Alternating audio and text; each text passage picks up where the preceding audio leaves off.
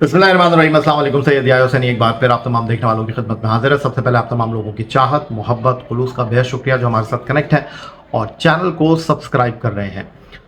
Pakistan super league season 9 2024 Islamabad United की कामयाबी के साथ अपने अख्ताम को पहुंचा और उधर इंडियन प्रीमियर लीग का मेला भारत के मुख्तलिफ मैदानों पर जारी है और कुछ मसरूफियात और कोशिश के बावजूद इंडियन प्रीमियर लीग के हवाले से वीडियो नहीं कर पाया हूँ, लेकिन आने वाले दिनों में डेफिनेटली इस बारे में डेफिनेटली हम बात करेंगे।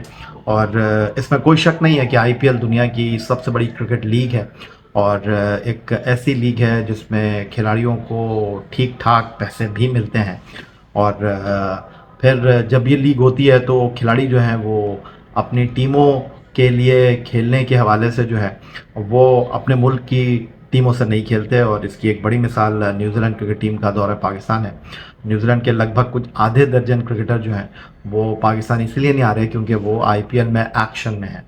और ब्रेसवेल की क़यादत में क्रिकेट न्यूजीलैंड ने जिस टीम का ऐलान किया है उसमें उनके आधे दर्जन से ज़्यादा खिलाड़ी, जिस तरह मैंने आपको बताया कि नहीं है इस टीम का हिस्सा। फिर कुछ खिलाड़ी काउंटी क्रिकेट खेल रहे हैं, कुछ खिलाड़ियों को क्रिकेट न्यूजीलैंड ने वर्कलोड मैनेजमेंट को मद्देनज़र रखते हुए, आईसीसी वर्ल्ड T20 को मद्देनज़र रखते हुए टीम के साथ पाकिस्तान ना भेजने का फ़ैसला किया है।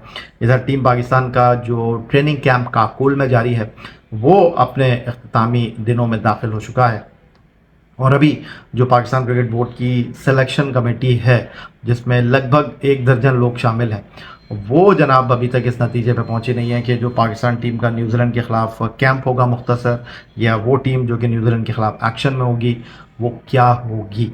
लेकिन टीम के कप्तान का अनाउंसमेंट हो चुका है। जिस तरह टीम के खिलाड़ियों के नामों का अनाउंसमेंट नहीं हुआ, इसी तरह अब तक इस बात का इंतज़ार है कि न्यूजीलैंड के ख़िलाफ़ डग आउट में पाकिस्तान T20 मैनेजमेंट में कौन लोग होंगे।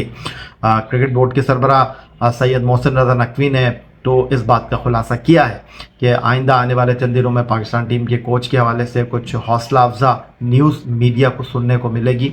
बट अब तक इस बारे में स्पेकुलेशन हो रही हैं, नाम सामने आ रहे हैं और लोगों के नाम जो हैं वो ज़बान ज़द-ए-आम हैं, लेकिन फाइनल कौन होगा ये अभी तक पता नहीं है।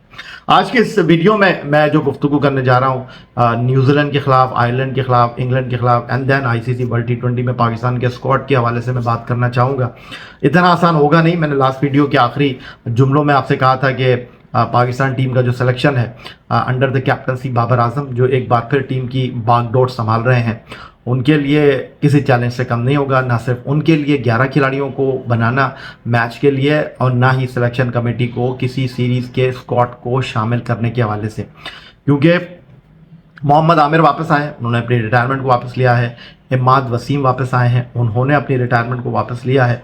तो इस तनाजुर में अगर हम बात करते हैं तो सूरत हाल ये है कि काफ़ी जो है वो टफ कंपटीशन मुझे दिखाई दे रहा है। फिर अगर मैं गलती नहीं कर रहा तो उस्मान खान जो कि UAE चले गए थे ओवरसीज़ क्रिकेटर की हैसियत से, मुल्तान सुल्तान के लिए खेले, सेंचुरी स्कोर की, इससे पहले वो कोयटा ग्लैडिएटर के लिए खेले थे, वो भी जो है आए हैं।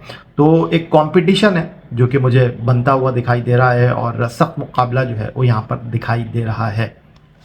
अब सिचुएशन ये है कि बॉलिंग में अगर हम बात करें तो अब्बास आफरीदी यंग प्रॉस्पेक्ट हैं, न्यूजीलैंड के दौरे में उन्होंने अपना इंटरनेशनल डेब्यू भी किया। फिर उसके अलावा अगर हम बात करते हैं वसीम जूनियर हैं, जमान खान हैं बॉलिंग में। तो अब सिचुएशन ये बनती हुई दिखाई दे रही है कि भाई इनकी जगह बनेगी टीम में या नहीं बनेगी, क्योंकि मोहम्मद आमिर के आने के बाद एक टफ कंपटीशन लाइन ड्रॉ होती हुई दिखाई दे रही है। क्योंकि मोहम्मद आमिर अगर स्क्वाड में होंगे तो ऐसे कैसे हो सकता है कि वो प्लेइंग 11 का पार्ट नहीं हो। डेफिनेटली जो उनकी इंटरनेशनल क्रिकेट में एक्सपोजर है, जो उनका एक्सपीरियंस है, उसको सामने रखते हुए वो तो नहीं होगा कि जनाब वो प्लेइंग 11 में नहीं होंगे। और डेफिनेटली हमारी बॉलिंग को जो इस्तेहकाम मिलेगा आमिर के आने के बाद, इससे कोई शक व शुबे की गुंजाइश नहीं है। तो अभी मैं देख रहा था, अभी हारिस रऊफ की फिटनेस का कुछ पता नहीं, लेकिन वो काकुल में पूरे रिदम के साथ जो है हमें ट्रेनिंग करते हुए, रस्से खींचते हुए, जंपे लगाते हुए दिखाई दे रहे थे। अभी वो नेट में जब बॉल डालेंगे तब पता चलेगा, क्योंकि आपको याद होगा कि PSL मैच के दौरान लाहौर कलंदर से खेलते हुए, फील्डिंग करते हुए वो ज़ख्मी हो गए थे और 3 या 4 हफ्ते कहा गया था, तो 3 या 4 हफ्ते हो गए हैं। तो आई थिंक वो रिकवर कर गए होंगे। फिर नसीम शाह की वापसी हो गई है, तो बड़ा टफ कंपटीशन है। क्योंकि मैं आपसे कह रहा था कि एक T20 स्क्वाड में 5 से ज़्यादा फास्ट बॉलर तो नहीं होते, तो अब सिचुएशन ये बन रही है कि शाहीन शाह अफरीदी हैं, उनके बारे में ये कहा जा रहा है कि शायद उनको वर्कलोड मैनेजमेंट को मद्देनज़र रखते हुए न्यूजीलैंड की सीरीज़ में अगर खिलाया गया तो सारे मैच नहीं खिलाए जाएंगे। तो हो सकता है कि हम ऐसा स्क्वाड अनाउंस करें जिसमें कुछ फ्लेक्सिबिलिटी हो, कुछ खिलाड़ियों को रखकर जो है वो निकाल लिया जाए, कुछ खिलाड़ियों को बाद में रखा जाए, तो ये पॉसिबिलिटी है। लेकिन जो बॉलिंग इस वक्त मुझे दिखाई दे रही है उस तनाजुर में मैं समझता हूँ कि फिर नौजवान बॉलर्स जो हैं उनके लिए इतना आसान होगा नहीं, क्योंकि शाहीन शाह अफरीदी हैं, हारिस रऊफ़ हैं, मोहम्मद आमिर हैं, नसीम शाह हैं एंड देन जमान खान। तो फिर 5 फास्ट बॉलर तो हो गए। न वसीम जूनियर की जगह यहाँ पर आपको बनती हुई दिखाई दे रही है, न यहाँ पर आपको अब्बास आफरीदी दिखाई दे रहे हैं। फिर उसके बाद अगर हम बात करते हैं मोहम्मद नवाज की, जो कोयटा से कराची गए थे, कुछ इतना अच्छा सीज़न उनका नहीं रहा PSL 9 2024, तो वो कैंप में ज़रूर है, लेकिन मुझे नहीं लगता कि अब उनको खेलने का मौका मिलेगा इमाद वसीम की वापसी के बाद। और सेम ओसामा मीर जो कि पाकिस्तान सुपर लीग सीज़न 9 2024 के लीडिंग विकेट टेकर हैं, शादाब खान के आने के बाद वो प्लेइंग 11 में कैसे जगह बनाएंगे, ये भी एक बड़ा क्वेश्चन मार्क होगा, क्योंकि इमाद आ चुके हैं और इमाद के आने के बाद अब तो नहीं हो सकता कि 2 लेग ब्रेक गूगली बॉलर के साथ बाबर आजम जो है वो मैदान में ऑपरेट करते हुए आपको दिखाई दें। डेफिनेटली 3 फास्ट बॉलर होंगे, एक इमाद होंगे, एक शादाब होंगे। तो मुझे नहीं लगता कि ओसामा मीर जो हैं उनके लिए भी आने वाले दिन खेलने के हवाले से इतने आसान दिखाई दे रहे हैं। बैटिंग में तो बहुत ही टफ कंपटीशन है। मिडल ऑर्डर में अगर हम बात करते हैं तो आज़म खान बहुत अच्छा खेले हैं, बिट्स एंड पीसीज में उन्होंने कारकर्दगी का मुजाहरा किया है, बट हमारी जो मिडल ऑर्डर है इमाद के आने के बाद थोड़ी सी साउंड एंड सिक्योर हुई है। फिर उसके बाद इफ्तिखार अहमद मिडल ऑर्डर में मौजूद हैं। कल रात इंडोर अकेडमी का बड़ा ज़ोर आजकल चल रहा है, इंडोर नेट सॉरी, कराची में। तो वहाँ पर मेरी खुशदिल शाह से मुलाकात हुई थी, तो वो नहीं है टीम में, कुछ दिन पहले तक तो वो पाकिस्तान टीम के साथ थे। फिर उसके बाद अगर हम बात करते हैं तो जिस तरह मैं बात कर रहा था कि आज़म खान की जो विकेट कीपर की हैसियत से खेले और रिजवान जो थे वो बतौर फील्डर खेले, अब अगर आप उस्मान को टीम में शामिल करते हैं तो मुझे तो लगता है कि आज़म खान भी जो है वो मुमकिन स्क्वाड में नहीं होंगे, और उनकी फ़िटनेस तो सबके सामने है।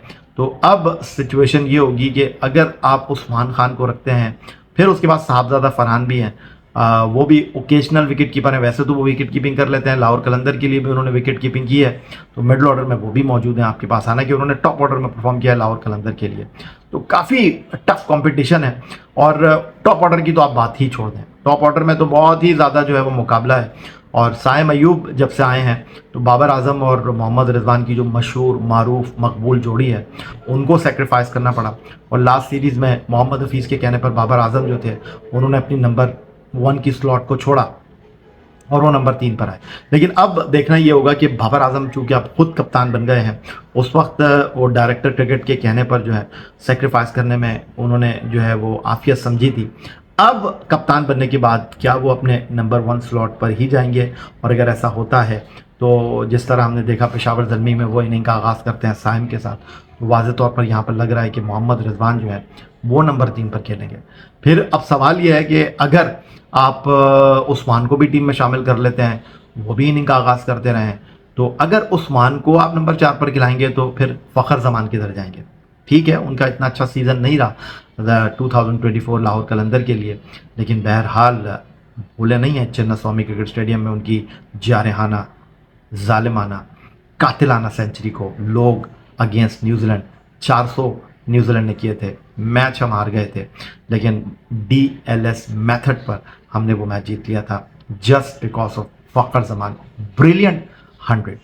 तो ये वो चीज़ें हैं जो मुझे नज़र आ रहा है कि पाकिस्तान क्रिकेट के लिए अच्छी हैं, सेलेक्टर्स के लिए, कप्तान के लिए, मैनेजमेंट के लिए मुश्किल होंगी, बट पाकिस्तान क्रिकेट के लिए हेल्दी कंपटीशन है, और खिलाड़ियों के साथ एक एक जगह के ऊपर मुकाबला, that's good for Pakistan cricket. तो आपके साथ गुफ्तगू का सिलसिला जारी रहेगा। आप तमाम लोगों की चाहत, मोहब्बत, खुलूस का एक मरतबा फिर तहे दिल से मशकूर और ममनून हूँ। फिर आपसे मुलाकात होगी अगली वीडियो तक के लिए सैयद याहिया हुसैन को इजाज़त दीजिए। अल्लाह हाफ़िज़। पाकिस्तान जिंदाबाद।